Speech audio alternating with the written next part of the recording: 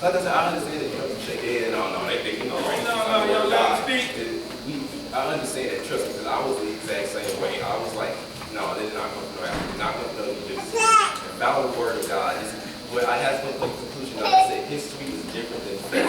Study history, study around. Just and I understand if you want to say grounded in the scriptures, because that's what I did when I stood grounded in the scripture, using the scriptures as a foundation to basically try to prove it. But again, I have to face the truth. And that does not mean that it takes away my faith in God or that or anything like that. It's just the truth. So we see, I'm going to go back. What is your foundation? I wish I had a board.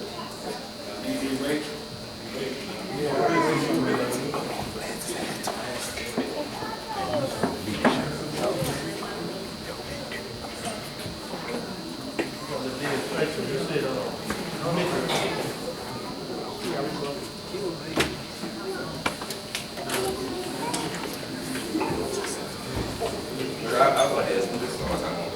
Psalms 120, verse 5.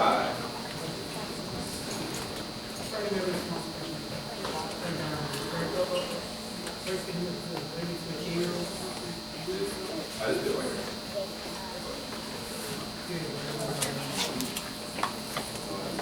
120, verse 5. We read Psalms 120, verse 5. It says, my soul, he says, how long hath had her dwelling with him that hateth peace? I am for peace, so is he cries, that I sojourn in Meshketh. Now that word Meshketh is very significant because, What verse is what you said? 120, verse 5. That's not it. Sorry. No, wrong verse.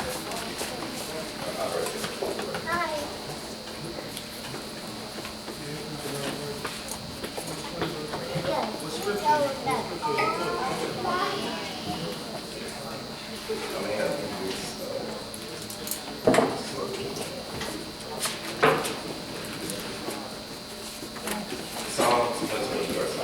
That's not it. Woe is me that I dwell in Meshketh. But then when you read this, it says, I spoke of, so actually I'm going to read the start of verse, basically, I'll just read the whole thing. Psalms 120, the Psalm of Sin. In my distress I cried to Yah, and Yahweh, he heard me, deliver my soul, O Yah, from lying lips and a deceitful tongue. What shall I be given to you? What shall be given to you?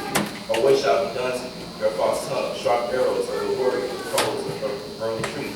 Woe is me that I dwell in Meshketh, that I dwell among the tents of Kedar. My soul has dwelt too long with one who makes peace. I am worthless. And when I speak, they are abhorred. The word place, I guess. Because we really don't know if this is a real place, but he says that woe is me that I dwell in Meshketh, which is M-E-S. H-E-Z-H. This Egyptian equivalent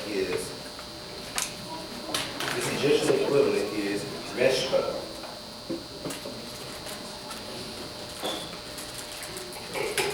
Now, Meshketh in the Egyptian is a place it's a name that signifies a sojourn or a purifying, which basically was the Egyptian purgatory. Whether you believe in purgatory or not, but that's what it translates to. It was basically the Egyptian purgatory. And on it, in that place, was a ladder, a staircase, like I said before, a ladder, a staircase. Some translators say it was a mountain, or a mountain.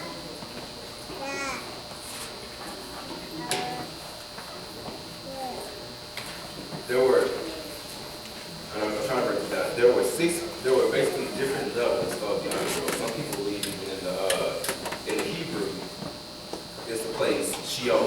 In the Bible, in the book, mainly in the book of Psalms, you hear a lot about Sheol, where the bosom of Abraham.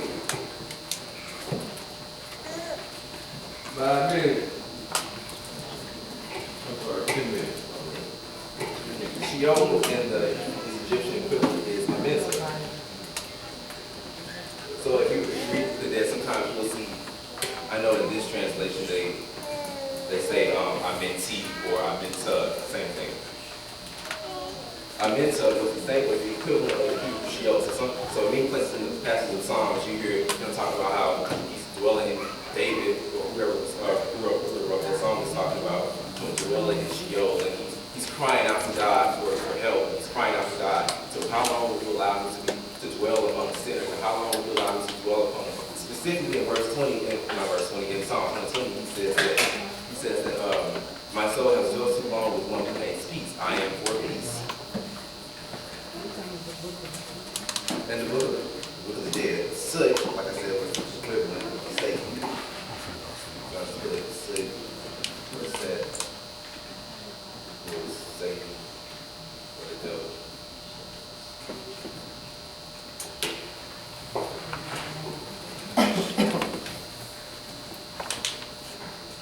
In the book of Isaiah, it's spelled 675, I believe, it says that Soot is the one who hates peace. Whenever Osiris, who was called Nefer, or the good being, whenever he established something in the ancient mythology, Soot or Set went behind it and destroyed it. That's why he was jealous of his brother, and that's why he betrayed his brother, kind of like how Jews betrayed Jesus. It's not the same thing, but you're seeing the betrayal of someone close to you, or someone you consider your friend or like your brother.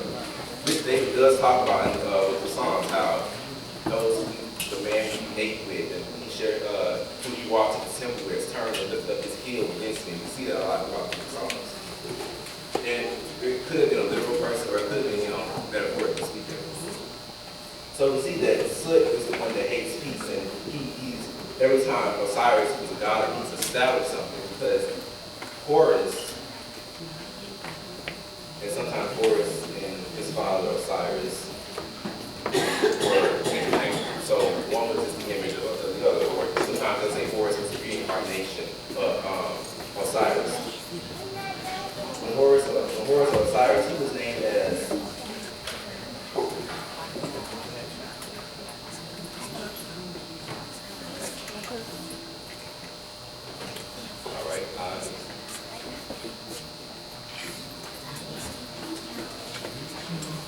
specifically Horus is known as Imhotep. Sometimes you hear actors who say Hotep, but when you read people, Joseph.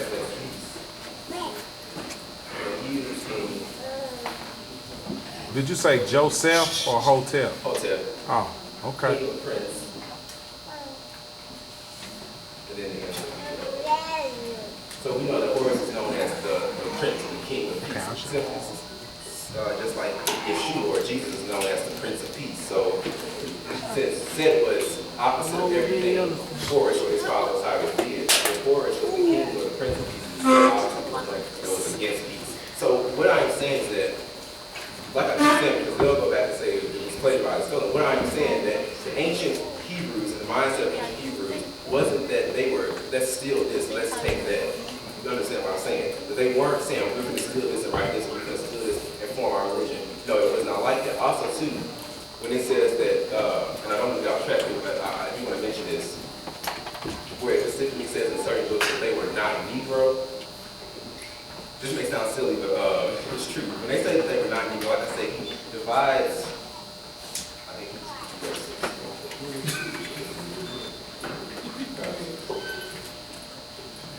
so I just want to establish this right quick. I use the same thing as well. So you have, here's my drawing. This is actually,